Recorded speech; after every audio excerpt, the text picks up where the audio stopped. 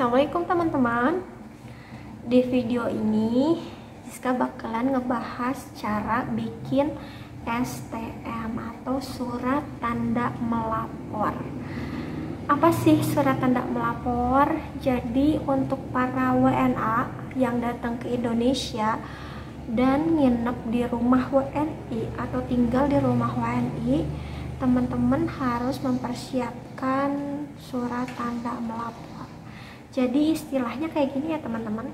Kalau untuk bagi para WNI yang berkunjung ke daerah tertentu, ada istilahnya tulisan kayak gitu. Kita sering baca ya, tulisan 1 kali 24 jam tamu wajib lapor.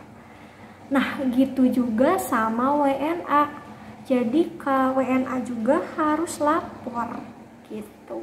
Tapi untuk WNA ini sendiri beda sama WNI, karena kalau WNI kan lapornya itu hanya cukuplah RT RW aja gitu. Terus kalau si WNA ini nggak cukup teman-teman, hanya cuma lapor ke RT RW. Kalau WNA ini lapornya ke Intelkam, Kanit Intel. Jadi di kantor polisi itu ada Kanit Intelnya. Jadi itu khusus untuk orang asing, kayak nge-manage orang-orang asing. Nah teman-teman tinggal datang ke kantor polisi dan teman-teman tinggal bilang ke kantor polisi bahwa saya akan melapor karena ada WNA di rumah saya, akan tinggal di rumah saya gitu. Nah setelah itu nanti polisi bakalan ngedata si WNA-nya itu. Nah itu yang harus dibawa adalah paspor asli WNA dan satu lagi adalah KTP penjamin. Kalau misalnya teman-teman bawa kakak juga nggak apa-apa. Jadi kadang beda, karena beda kantor kepolisian, teman-teman kadang beda aturannya juga gitu. Jadi untuk jaga-jaga aja teman-teman bawa kakak dan bawa KTP.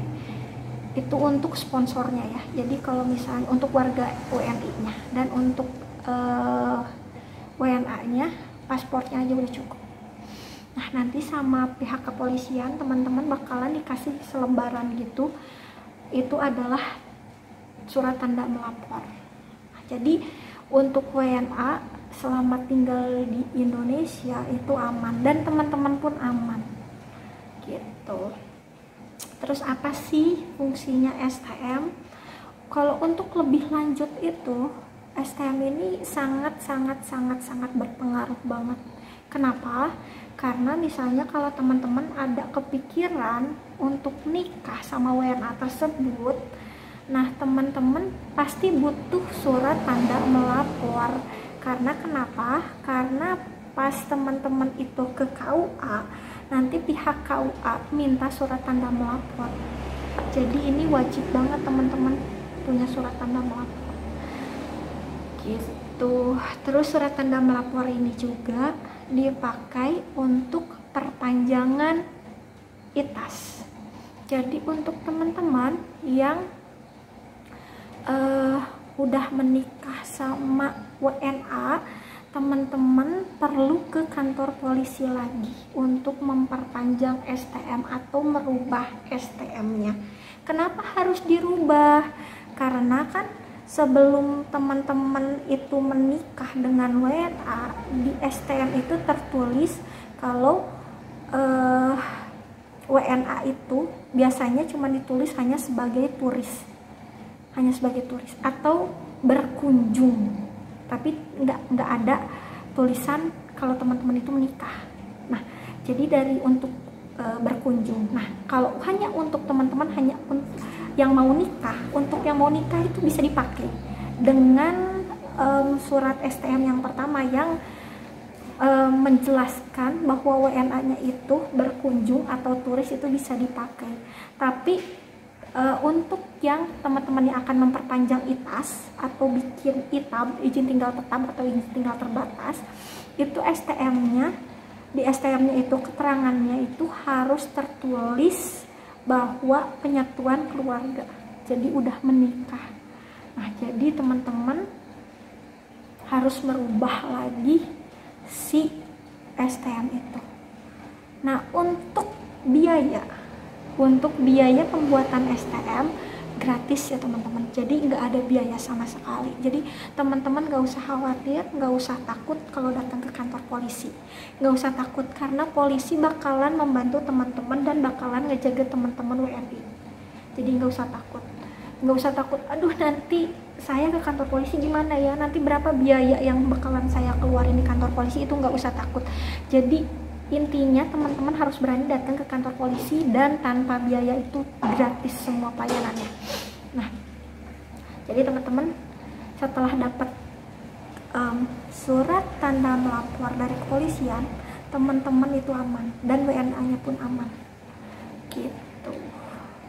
Nah ya, untuk bikin STM gampang banget kan teman-teman. Untuk teman-teman yang ada pertanyaan cara bikin STM, teman-teman bisa bertanya di link YouTube kita ini, bisa komen di link YouTube kita pertanyaannya apa.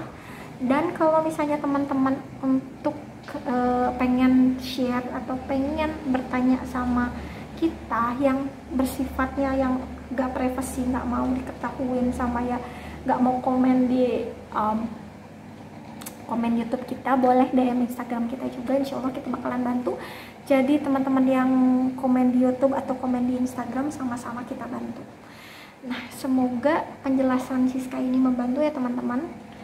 Semoga apa yang Siska jelasin ini bermanfaat juga buat teman-teman semua yang akan dikunjungi oleh WNA atau yang akan menikah sama WNA juga, atau yang lagi LDRan sama WNA.